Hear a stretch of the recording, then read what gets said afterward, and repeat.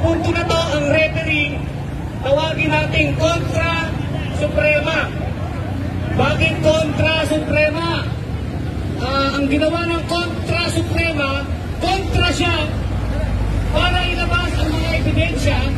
Kumukontra ang Korte Suprema para makita ng tao yung paglilitis, para sagutin ni Sara yung mga confidential funds, yung merit status, yung mga peking resibo.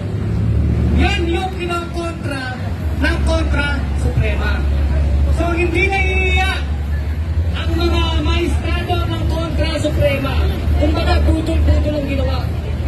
Imagine, sa gitna ng bagyo, sa gitna ng baha, matalinis, simple ang ginawang desisyon. Simple ang ginawang desisyon. Wala daw visa ang impeachment complaint laban kay Sara Duterte kasi hindi daw sumunod sa 1-year ban rule.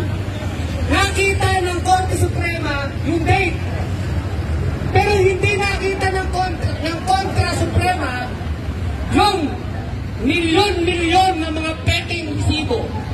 Hindi nakita ng Kontra Suprema yung ginagawang pagbabangga ni Sara Duterte.